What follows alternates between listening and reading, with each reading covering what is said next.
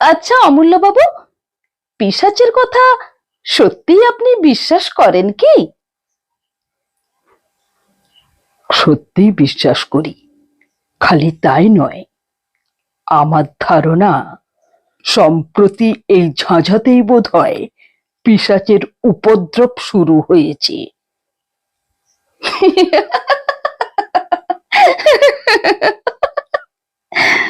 বেশ তো অমূল্যবাবু, আপনি একটা পিশাচকে বন্দি করবার চেষ্টা করুন না। নমস্কার বন্ধুরা, আমি সর্বাণী।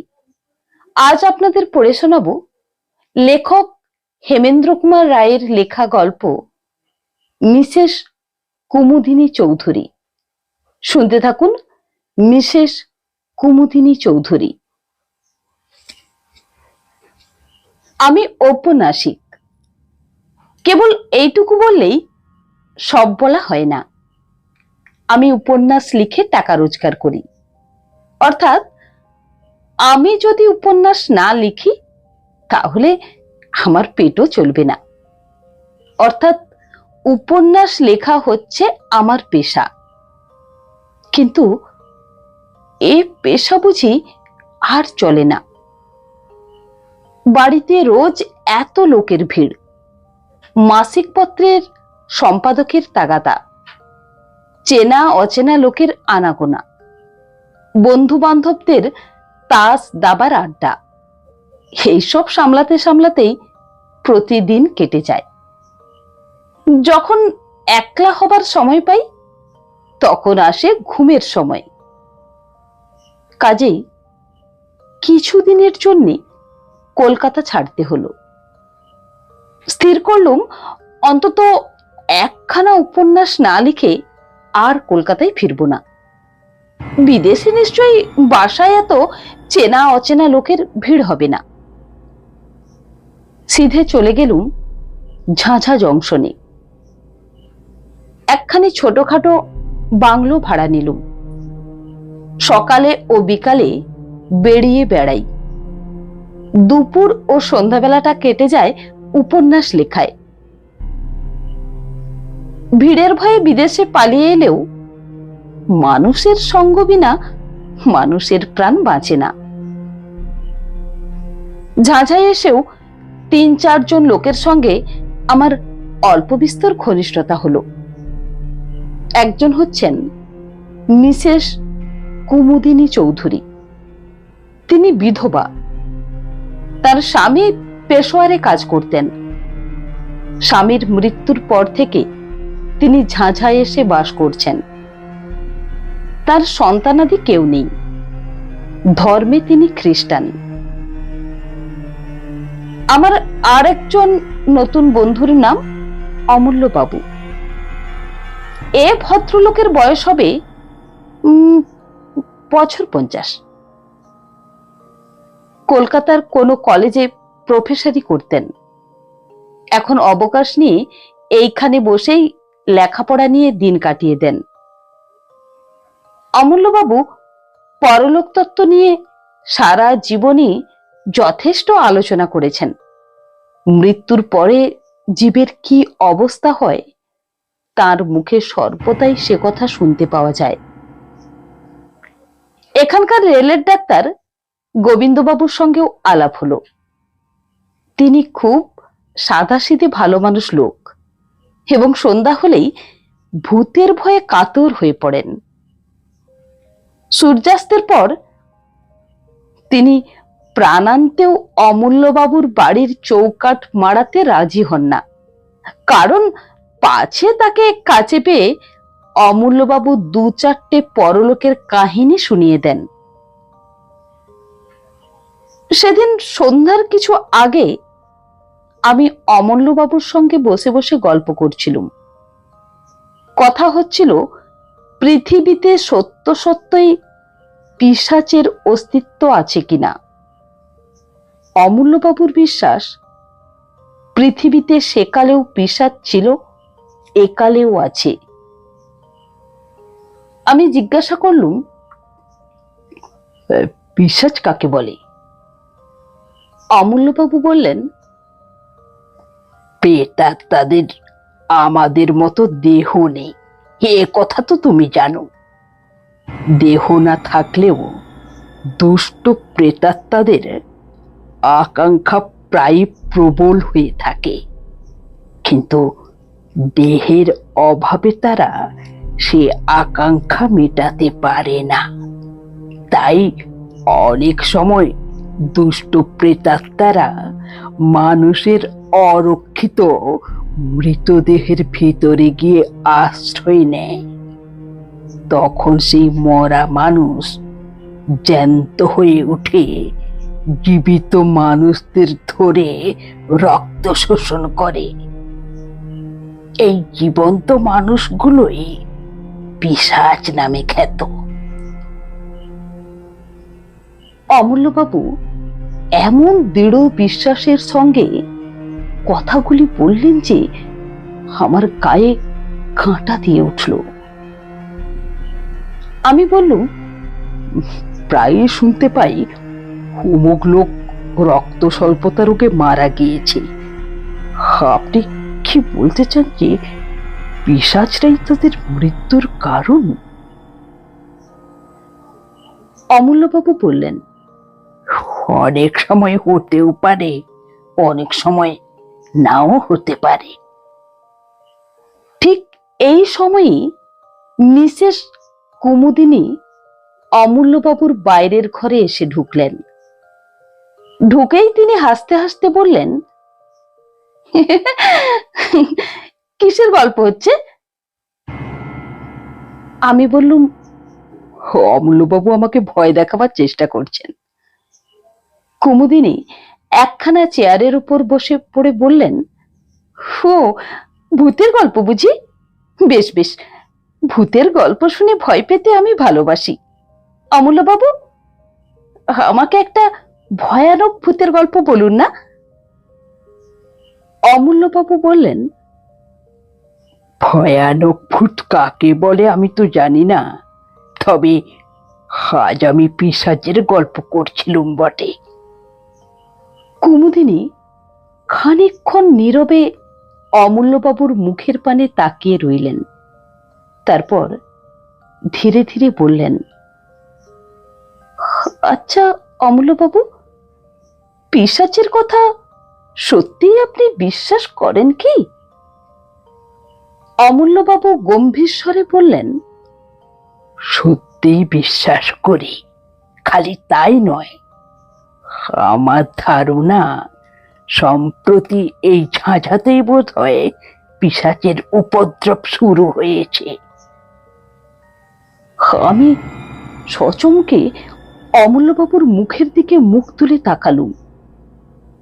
কুমুদিনীরও মুখ ভয়ে ম্লান হয়ে গেল, কিন্তু সে ভাবটা সামলে নিয়ে তিনি বললেন, আপনার এমন গাঁজাখুরি ধারণার কারণ কি শুনি?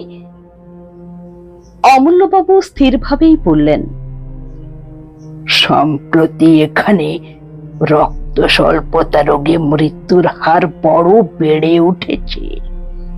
এর কোনো যুক্তিসঙ্গত কারণ খুঁজে পাওয়া যায় না। কুমুদিনী উচ্চস্বরে হাসতে হাসতে উঠে দাঁড়িয়ে বললেন,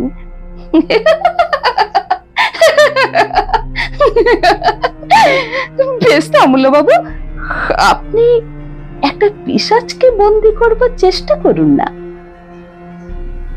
অমূল্যবাবু শুষ্ক স্বরে বলে উঠলেন, সেই চেষ্টাই করব। ভূত না মানলেও ভূতের ভয় যে ছাড়ে না, অমূল্যবাবুর ওখান থেকে সেদিন আস্তে আস্তে সেই প্রমাণটা ভালো করেই পেলুম।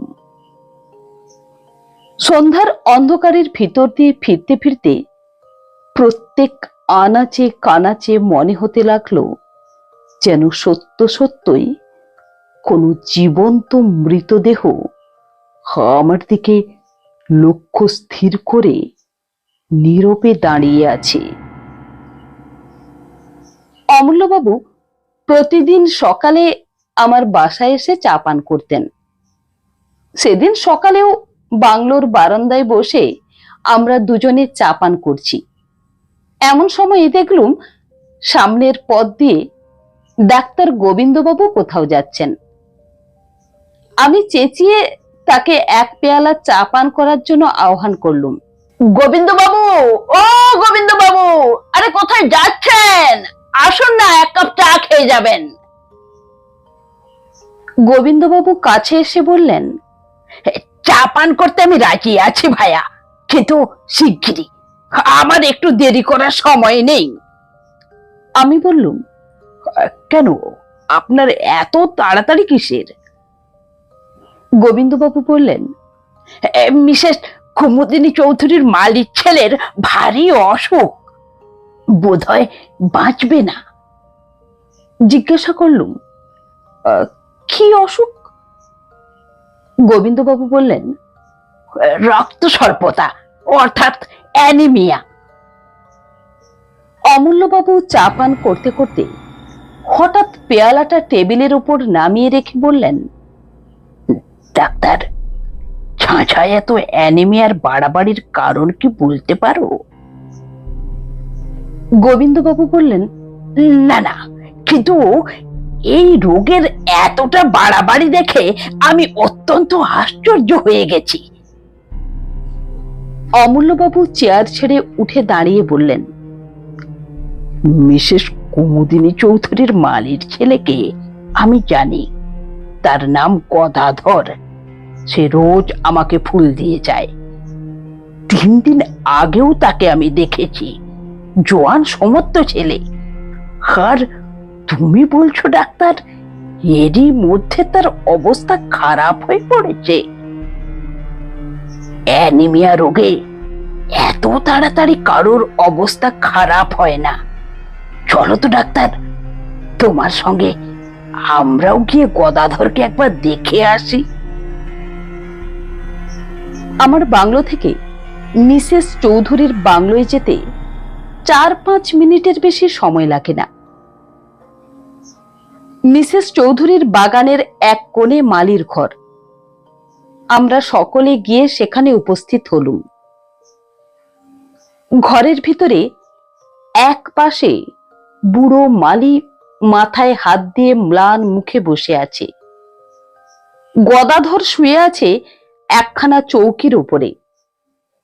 তার মুখ এমন বিবর্ণ ও রক্তশূন্য যে দেখলেই মনে হয় মৃত্যুর আর বেশি দেরি নেই। ডাক্তারবাবু তাকে পরীক্ষা করে চুপি চুপি আমাদের বললেন, আজকে রাত বোধহয় আর কাটবে না। অমূল্যবাবু গদাধরের পাশে গিয়ে বসলেন। তারপর রোগীর গায়ের কাপড়টা খুলে তীক্ষ্ণ দৃষ্টিতে কি দেখতে লাগলেন। খানিকক্ষণ পরে গদাধরের গলা ও বুকের মাঝখানে একটা জায়গার দিকে অঙ্গুলি নির্দেশ করে বললেন, ডাক্তার, এটা কিসের দাগ? গোবিন্দবাবু বললেন, ওটা ক্ষত চিহ্ন বলেই মনে হচ্ছে। যা নোংরা, ইঁদুর টিঁদুর কামড়েছে বোধ হয়। অমূল্যবাবু গদাধরের বাপকে ডেকে জিজ্ঞাসা করলেন, তোমার ছেলেকে সেবা করে কি? বুড়ো মালি বললে, বাবু, মা গদাধরকে বড় ভালোবাসে, ঠিক নিজের ছেলের মতো। ওকে দেখাশোনা করেন তিনি।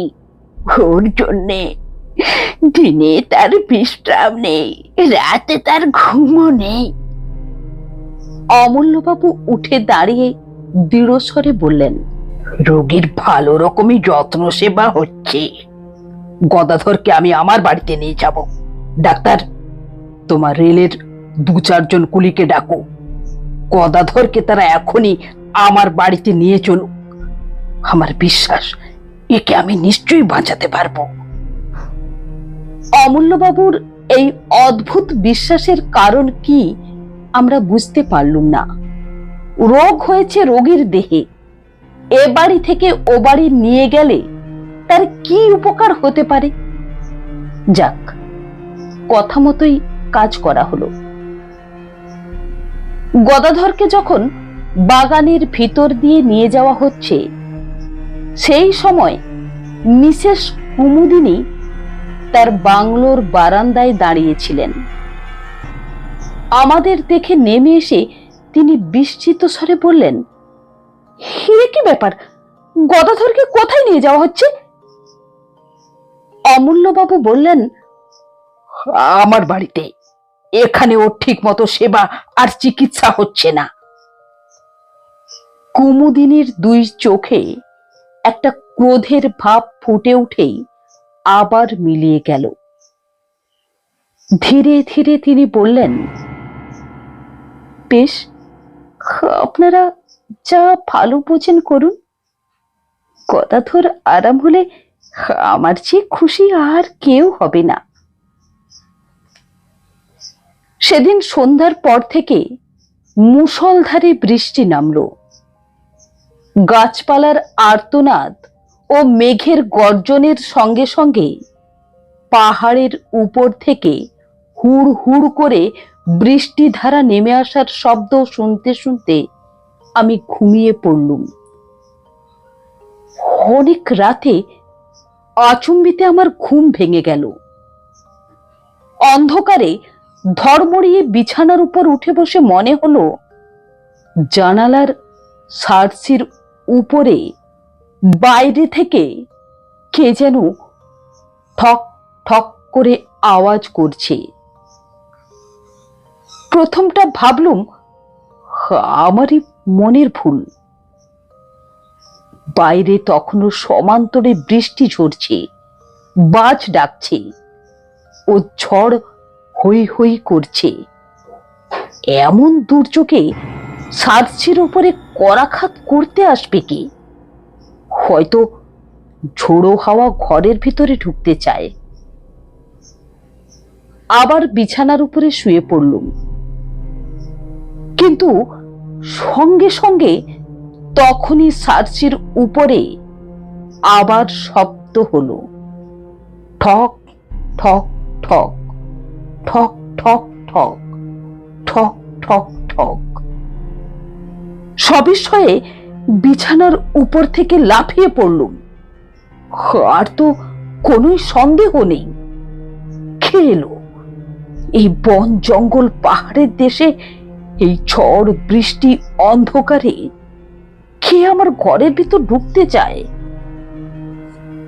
অজানা বিদেশে বলে শোবার বালিশের তলায় রোজই একটা টর্চ রেখে দিতুম। টপ করে সেটা তুলে নিয়ে জানালার উপরে আলোটা ফেললুম।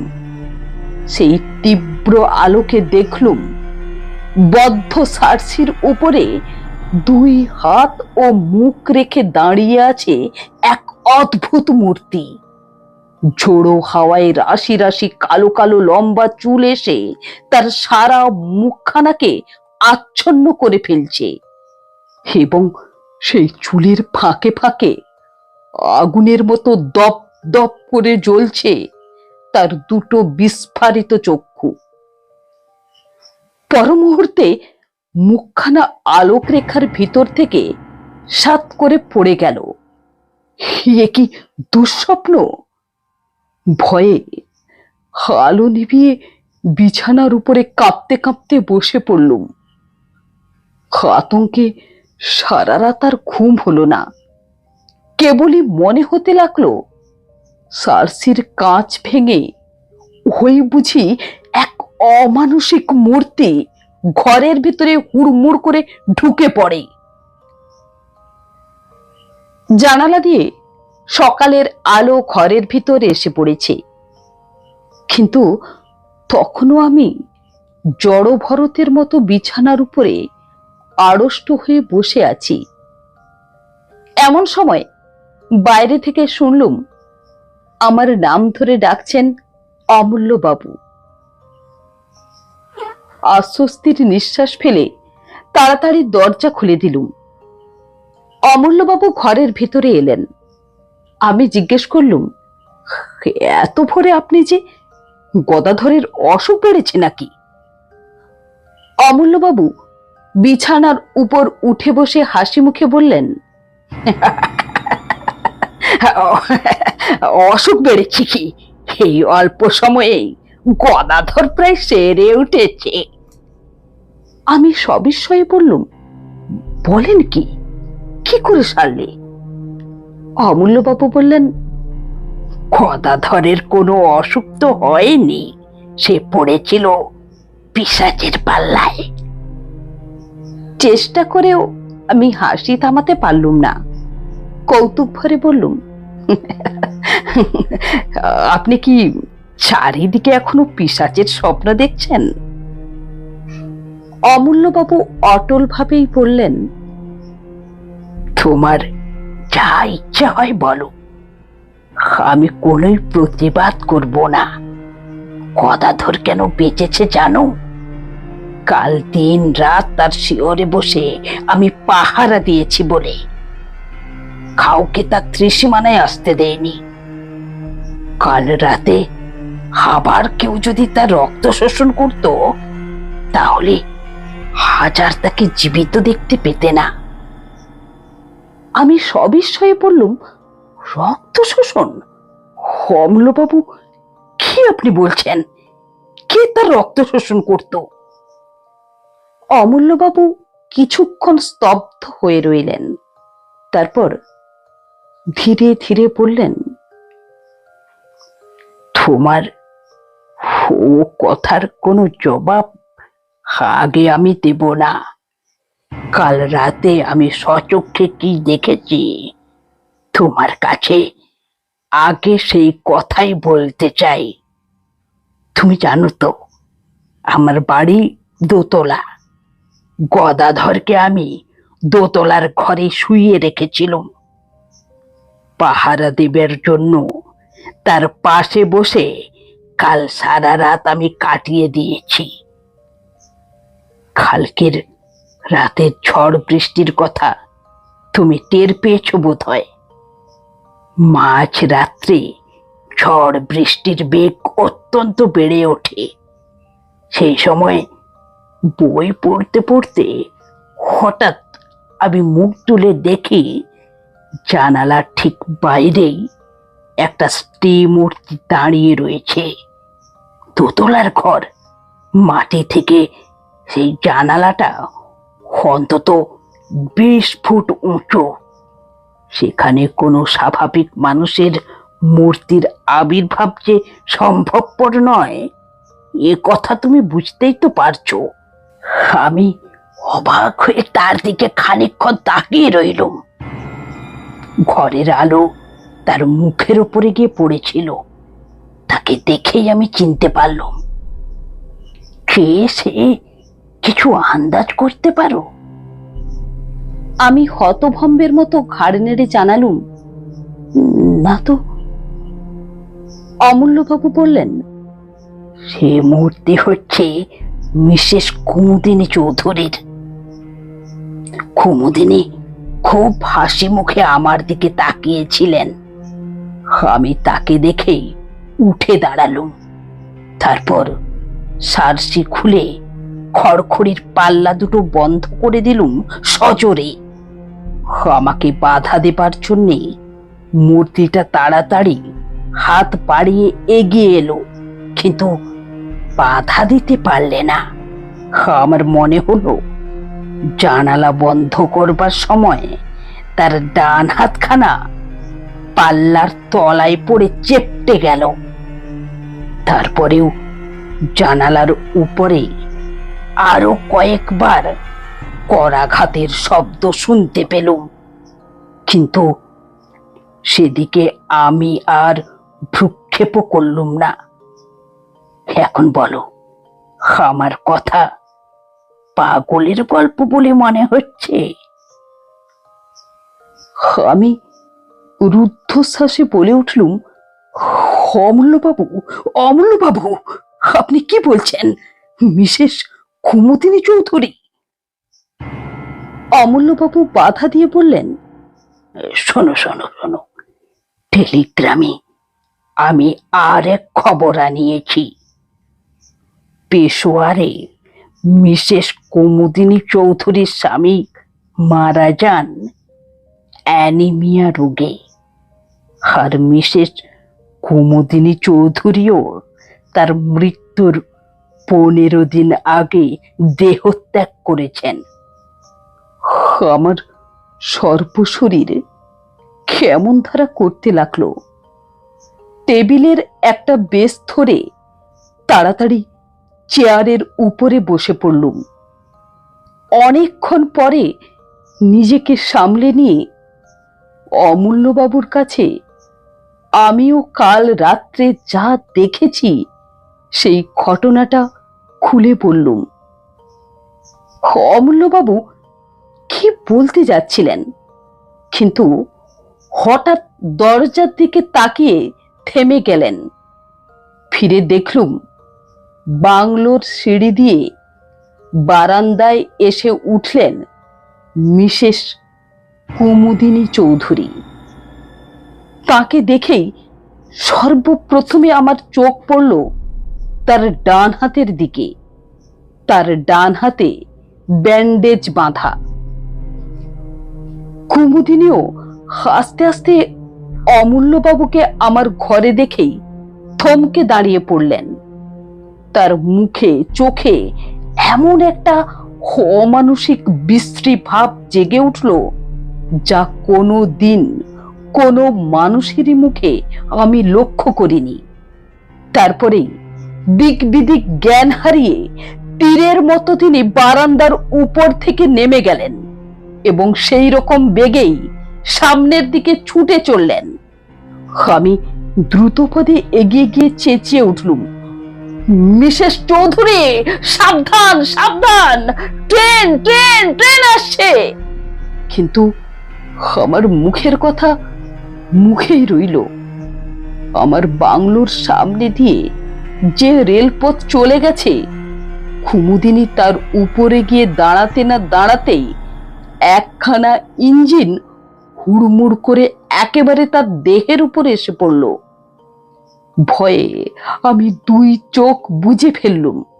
সঙ্গে সঙ্গে শুনলুম তীক্ষ্ণ এক মর্মভেদী আর্তনাদ।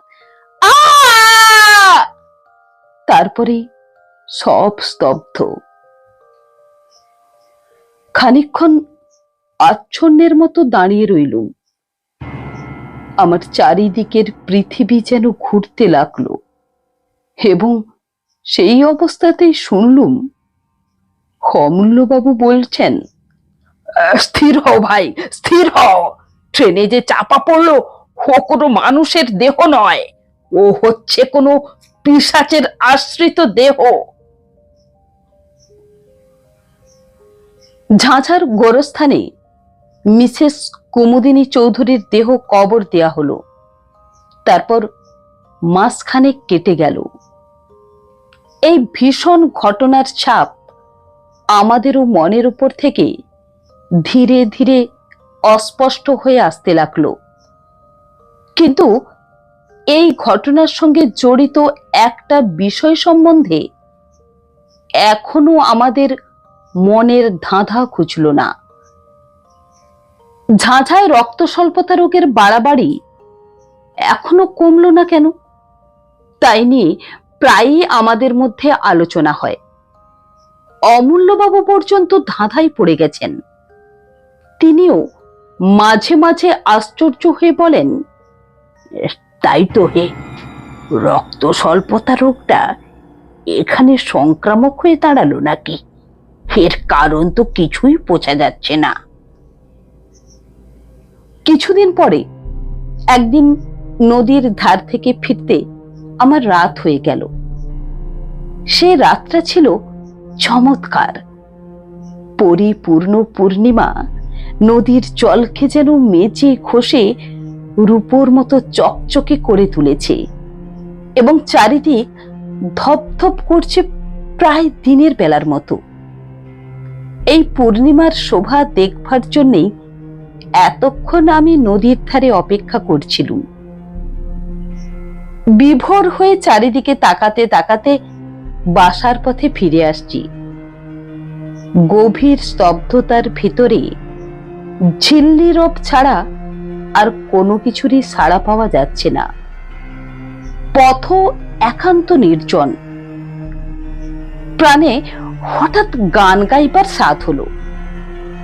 এমন রাতের সৃষ্টি তো গান গাইবার জন্যেই। কিন্তু গান গাইবার উপক্রম করতেই সামনের দিকে তাকিয়ে যা দেখলুম, তাতে আমার বুকের রক্ত যেন হিম হয়ে গেল। পথের একটা মোড় ফিরে প্রায় আমার সামনে এসে দাঁড়ালেন মিসেস কুমুদিনী চৌধুরী। আমার দেখবার কোনো ভ্রম হয়নি। তেমন উজ্জ্বল পূর্ণিমায় ভ্রম হবার কোনো সম্ভাবনাই ছিল না। ভাগ্যে কুমুদিনী অন্যদিকে তাকিয়েছিলেন, তাই আমাকে তিনি দেখতে পেলেন না। আমি তাড়াতাড়ি একটা গাছের আড়ালে সরে গেলুম। কুমুদিনী সেই পথ ধরে একদিকে অগ্রসর হলেন। আমি স্তম্ভিত নেত্রে লক্ষ্য করলুম, তার দেহ যেন মাটির উপর দিয়ে পা ফেলে হেঁটে যাচ্ছে না, শূন্য দিয়ে ভেসে যাচ্ছে একখানা মেঘের মতন। পথের পাকে সেই অদ্ভুত ও ভীষণ মূর্তি অদৃশ্য হয়ে গেল এবং আমিও ছুটতে লাগলুম রুদ্ধশ্বাসে, আতঙ্কে ও বিস্ময়ে বিহ্বল হয়ে। ছুটতে ছুটতে একেবারে অমূল্যবাবুর বাড়িতে। অমূল্যবাবু বৈঠকখানায় একলা বসে বই পড়ছিলেন। হঠাৎ আমাকে সেইভাবে সেখানে গিয়ে পড়তে দেখে নির্বাক বিস্ময়ে আমার দিকে মুখ তুলে তাকিয়ে রইলেন। আমি প্রায় রুদ্ধশ্বাসে বলে উঠলুম, মিসেস চৌধুরী, মিসেস চৌধুরী, অমূল্যবাবু, এই মাত্র মিসেস চৌধুরীর সঙ্গে আমার দেখা হলো। অমূল্যবাবু সিধে হয়ে দাঁড়িয়ে উঠে বললেন, তার মানে? আমি হাঁপাতে হাঁপাতে বললুম, নদীর পথ দিয়ে ফিরে আসছিলুম। মিসেস কুমুদিনী চৌধুরী প্রায় আমার পাশ দিয়ে এই মাত্র চলে গেলেন। তুমি ঠিক দেখেছ? আপনাকে যেমন ঠিক দেখছি, তাকেও ঠিক তেমনই দেখেছি। ওঠো ওঠো, আর দেরি নয়, এখনই আমার সঙ্গে চলো। এখন কোনো কথা জিজ্ঞেস করো না। অমূল্যবাবু হাত ধরে আমাকে টেনে নিয়ে দ্রুত পদে ঘর থেকে বেরিয়ে এলেন।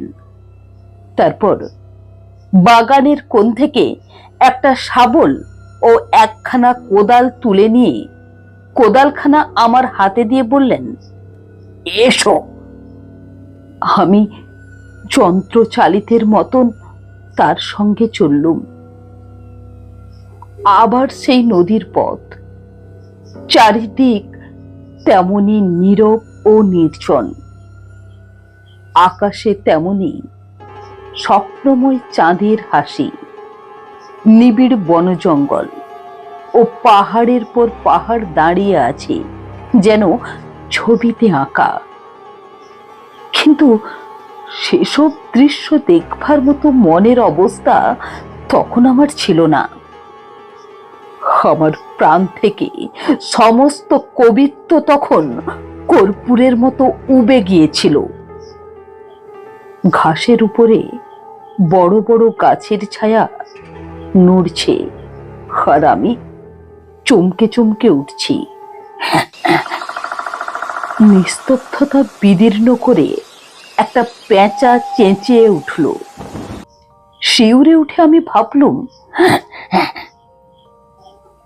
ছোপে ছাপে আড়ালে আবছায়ায় যেসব অশরীরী দুষ্ট আত্মা রক্ত রক্ততৃষায় উন্মুখ হয়ে আছে, ওই নিশাচর পাখিটা যেন তাদেরই সাবধান করে জানিয়ে দিলে, তোমরা প্রস্তুত হও, পৃথিবীর শরীরে প্রাণী আসছে।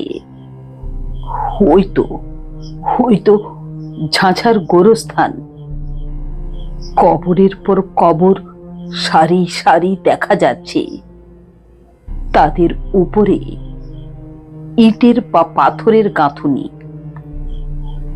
পাশ থেকে নদীর জলের তান ভেসে আসছে অশ্রান্ত তালে।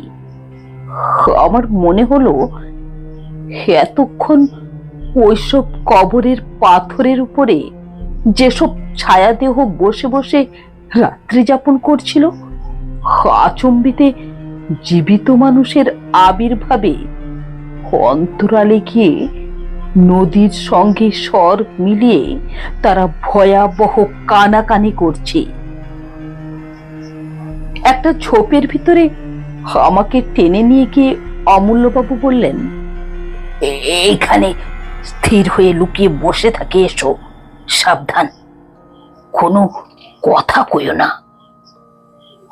সারা রাত সেইখানে আড়ষ্ট হয়ে দুজনে বসে রইলুম। সেদিনকার সেই রাতটাকে আর পৃথিবীর রাত বলে মনে হলো না।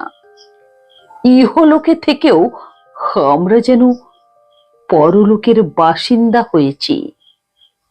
চাঁদ পশ্চিম আকাশের শেষ প্রান্তে, পূর্ব দিকে ধীরে ধীরে যেন মৃত রাত্রির বুকের রক্ত ঝরে পড়তে লাগলো। ভোর হচ্ছে। হঠাৎ অমূল্যবাবু আমার গা টিপলেন। চমকে ফিরে দেখি নিবিড় বনের ভিতর থেকে মেঘের মতো গতিতে এক অপার্থিব নারী মূর্তি বাইরে বেরিয়ে আসছে। মিসেস কুমুদিনী চৌধুরী। অমূল্যবাবু আমার কানে কানে বললেন, আজকের রাতের মতো পিশাচির রক্ত পিপাসা শান্ত হলো। মিসেস চৌধুরীর দেহ ধীরে ধীরে গোরস্থানের ভিতরে গিয়ে ঢুকলো। একটা কবরের উপরে গিয়ে এক মুহূর্ত স্থির হয়ে দাঁড়ালো। তারপর আচমকা শূন্যে দুই হাত তুলে এমন প্রচন্ড তীক্ষ্ণ স্বরে হি হি হি হি হি করে অট্টহাস্য করে উঠল যে আমার সমস্ত বুকটা যেন বরফের মতো ঠান্ডা হয়ে গেল।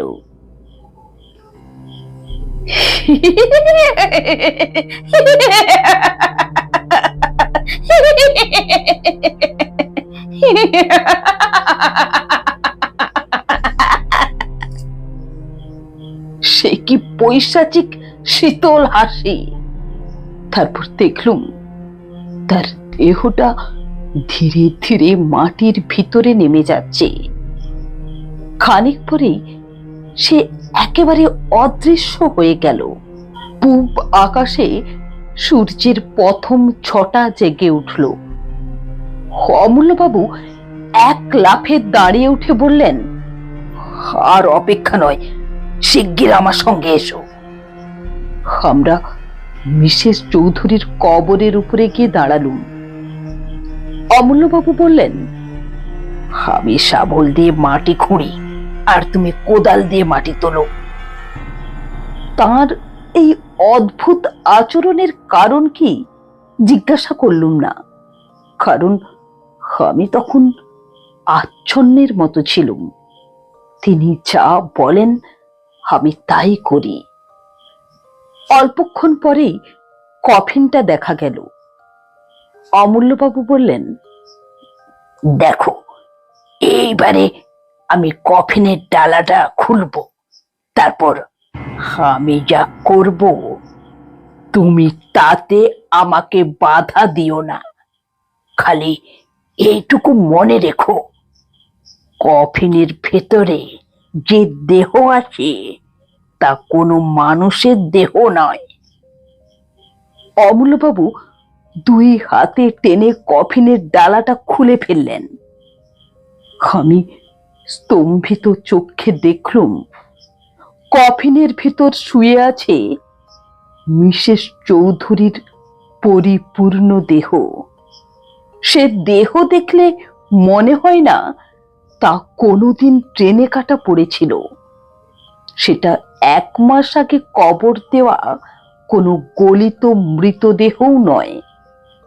তার তাজা মুখ অত্যন্ত প্রফুল্ল, তার ওষ্ঠাধরের চারপাশে তরল রক্তধারা লেগে রয়েছে এবং তার জীবন্ত চোখ দুটো সহাস্য দৃষ্টিতে আমার মুখের পানে তাকিয়ে আছে। অমূল্যবাবু দুই হাতে শাবলটা হঠাৎ মাথার উপরে তুলে ধরলেন, তারপর সজোরে সবেগে শাবলটা মৃতদেহের বুকের উপরে বসিয়ে দিলেন। ইঞ্জিনের বাঁশির আওয়াজের মতো এক তীব্র দীর্ঘ আর্তনাদে আকাশ বাতাস পরিপূর্ণ হয়ে গেল। তারপর সব চুপচাপ।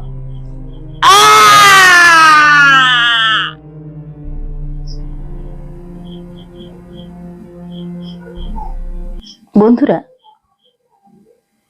মিসেস কুমুদিনী চৌধুরীর গল্পটি এখানেই শেষ হলো। নমস্কার।